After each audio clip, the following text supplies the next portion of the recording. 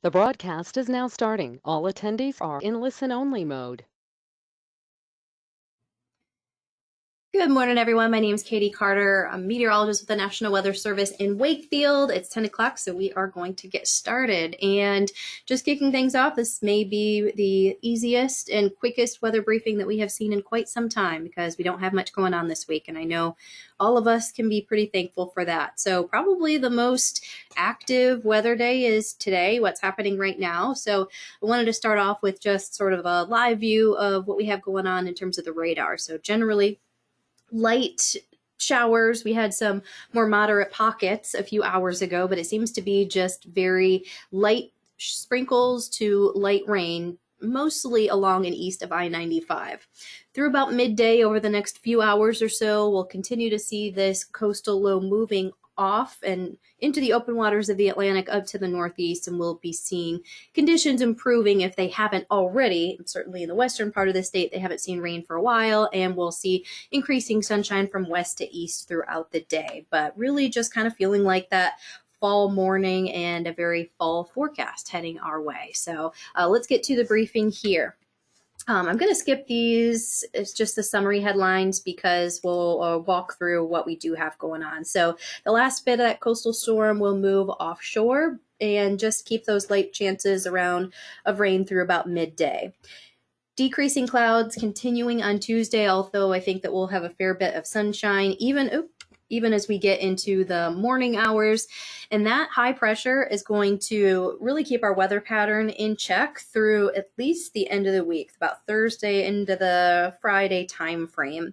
You do see on Wednesday that a warm front lifts through the area, so we'll briefly see a bit of a warmer day on Wednesday and also cranking up the winds a little bit that day. I don't see them becoming, dangerous levels, certainly not even reaching anywhere near wind advisory criteria, but it will be a little bit breezy and slightly warmer temporarily on Wednesday. And then it gets a little bit more rocky in terms of the weather pattern Friday into the weekend. And that's our next rain chance with our next system that moves in. But that one, again, keeping pretty dry until we get into the weekend. So the rest of today's rainfall, anywhere from 1/100th of an inch to about 1/10 of an inch.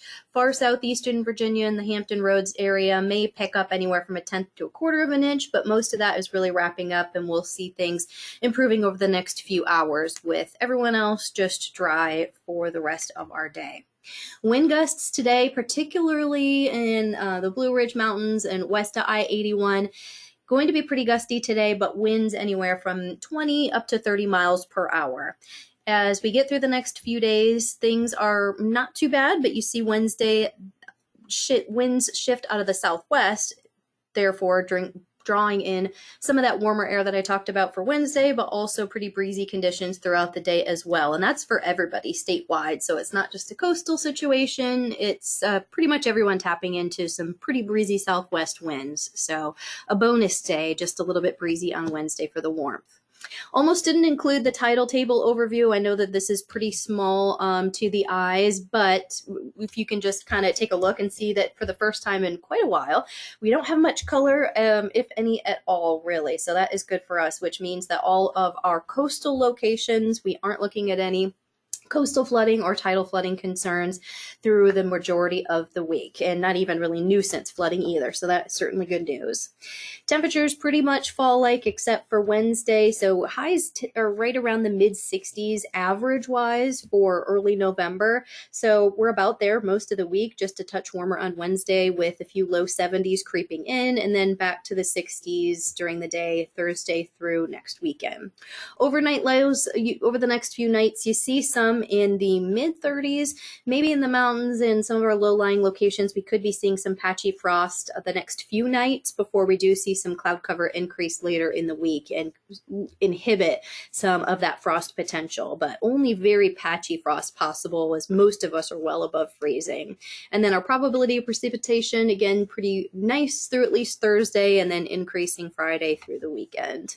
In terms of our tropical outlook, things are looking great there as well. National Hurricane Center has put us in the no threat for tropical cyclone activity in the next 7 days. So that is certainly good news as we are getting closer to the end of hurricane season. That's November 30th.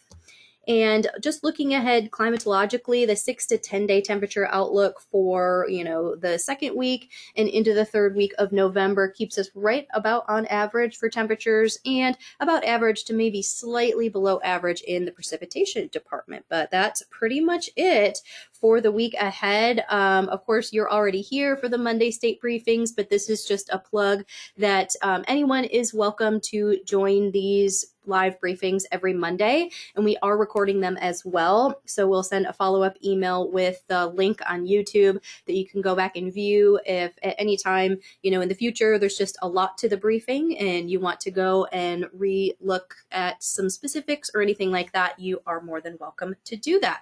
But other than that, I'll take any questions and just hang on. There probably won't be any today, but you can pop those in the questions box if you have any. Otherwise, thanks for joining and have a great week.